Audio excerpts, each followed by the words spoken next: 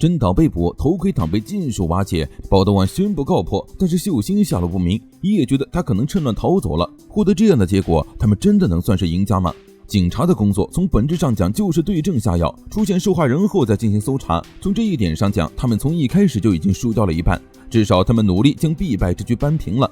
安全完美的社会不过是幻想，他们至今仍生活在危险的社会中。政府的决策实际上是在让他们承担风险，不过风险被巧妙地分摊了，所以无人发现。或许有人发现了，却选择视而不见，因为只有这样才能保持清醒。人类是聪明的物种，他们能够无意识地努力规避责任。当然，对于现在的他们来说，如何制裁真岛胜户才是最该考虑的事。他的罪行铁证如山，绝不能轻易放过。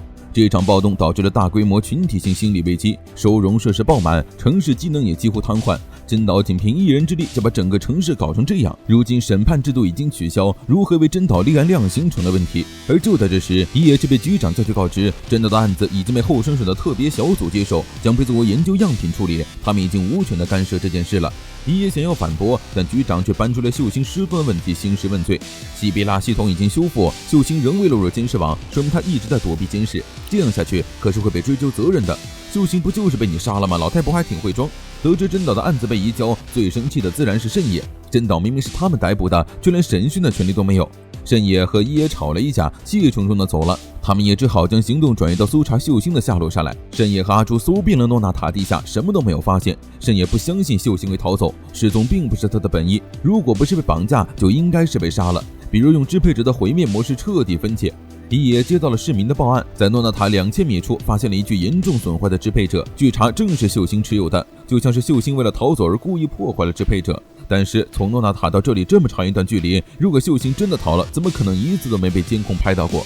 做警察的没人是傻子，很明显有人故意设计伪造出秀星出逃的假象。真岛从床上醒来，发现局长守在他身边，两人从未谋面，但局长的态度却像是对待老朋友。局长还给了真岛一本书，真岛瞳孔地震，局长竟然是3年前就被逮捕的藤间，他是怎么从震惊全国的猎奇杀人连环凶手摇身一变成为公安局长的？这还要归功于全身机械化技术。真岛熟悉的藤间如今只剩下了一个大脑，而且他也不是公安局长，他们的大脑被单元化了，总是轮流使用这具身体，而他们有一个共同的名字——西比拉系统。藤间长将小猪的手机扔给真岛，实际上他们已经发现了西比拉系统的本质——缸中之脑，也就是人类大脑的集合体。西比拉系统也就是所谓的 PDP 模式，是由大量超级计算机进行并列分散处理，对外的说法和实际状态相差甚远。基础知识的活用和推理技能的实现，只靠提高以往的运算速度是无法达成的，需要通过机械性的扩张，将可行的系统并列处理，才能赋予其庞大的数据处理能力，将人体的大脑活动一体化，以扩展思考能力，再使其高速化的系统，就是西比拉系统的真相。目前系统的组成人员有247名，其中有200人轮流进行绘画控，才能实时监视判定所有国民的心理测量值。说到底，机械性的程序能判定的，也只是根据色相诊断进行的压力检测。但如果要判定更为深刻展现人性本质的犯罪系数，则需要更高层次的思考能力和判断能力。能够实现到这一点的只有他们。真岛只觉得可笑，因为政府宣传这是不依靠人类自我，而依靠机械来做到客观公平的社会统治，民众才逐渐接受了西比拉系统，但它的真面目却是人类大脑的集合体。但藤间真认为，审判并监管大众的他们已经是超越人类的存在了。要成为西比拉系统组成人员的首要条件，就是拥有不会被人类过往创造规则所束缚的人格，不与他人产生情感共鸣，也不会为情感所困扰，能从外部审视并裁定人类的行为。像真岛这种集结西比拉全体意志都无法估量的人，被称为免罪体制。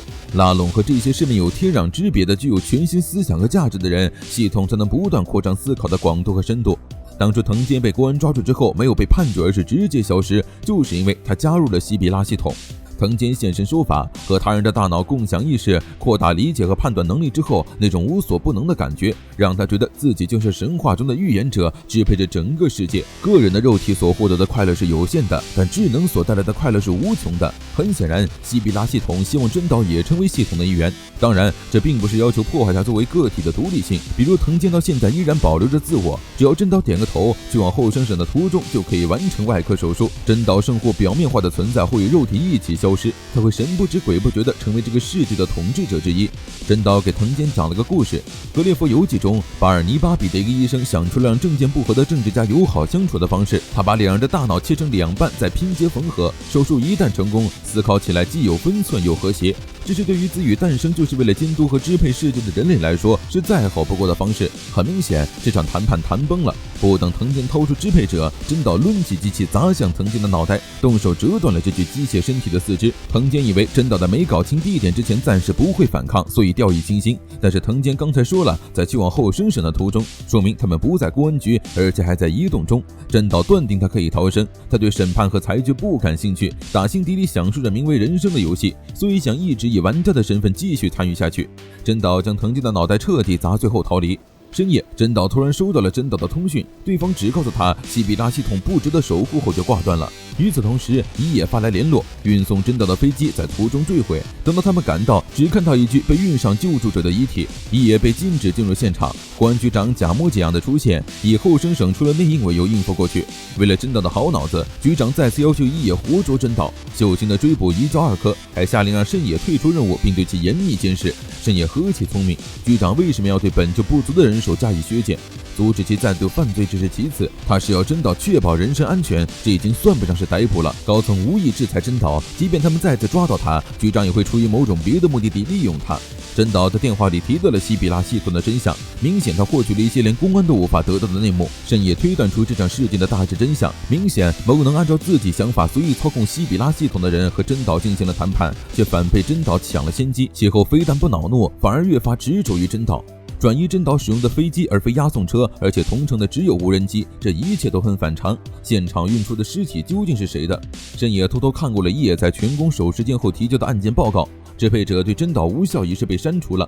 高层正在全力粉碎存在有西比拉系统无法制裁之人这一事实。对于真岛这种不受法律约束的人，只能使用特殊方法起诉开庭，为其量刑，但这样又会花费大量的时间。深野后悔当时没有亲手杀了真岛，检察官不能动手，那就由他来杀，反正他已经没有什么可失去的了。阿柱拦下慎野，这样做只会让杀人犯增加而已。他曾经所说过，希望不是作为猎犬，而是作为警察来工作。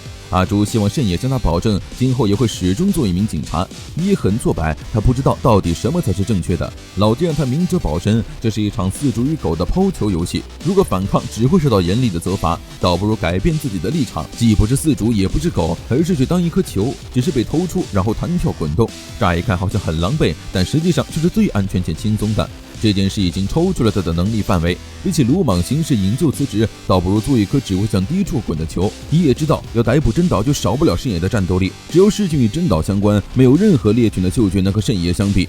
一野这次不打算再坐以待毙，只要放慎野出笼，就能掌握主动权。他和二科的监察官青柳商量了一下，以人手不足为由，将慎野交换去了负责秀清失踪案的二科，这也是变相让慎野加入行动。没想到他们的计划被识破了，局长直接出面逮捕了慎野，他根本不给一野解释的机会。属于他监视下的执行官现在正企图犯下严重的罪行，他能做出更为明确不拖泥带水的举动吗？一野掏出支配者对准了慎野，局长很满意，他的手附上支配者，支配者瞬间从麻醉模式变为毁灭模式，就让他看看一野作为监察者不被感情左右的决断力吧。一野知道他只要扣诺扳机，慎野必死无疑。然而就在这时，阿朱的枪先一步击中了慎野。对于犯罪系数在300以下的对象适用麻醉模式，阿朱以一野的枪故障为由结束了这场闹剧。他这一枪完美避开中枢神经，救了慎野一命。慎野醒来之后，发现阿朱在他床前睡着了。慎野仍未放弃追查真岛，他带走了知恩办公室里的头盔。不过6天之后，西比拉的恢复系统也将搭载对应程序，到时候头盔就只是废铁了。慎野又找到老爹和他喝了一杯，老爹问他为什么对真岛如此执着，他无法原谅的是罪恶还是真岛本身？慎野说都不是，他只是不能原谅放走真岛的自己。老爹知道慎野要干什么，他给了慎野一把钥匙。等到阿朱醒来，慎野已经离开了，只给他留了一封信。他抱着想要保护他人的想法成为了一名刑警，但是真岛的存在改变了这一切。只要他还是刑警，就无法对真岛出手，法律不能制裁真岛，那就叫逃出法外。他明白这是错误的，但只有走这条错误的道路，才能和过去的自己和解。下次见面的时候，阿朱大概会出于制裁他的一方，请到时候毫不留情地执行任务，不要因此背叛自己的信念。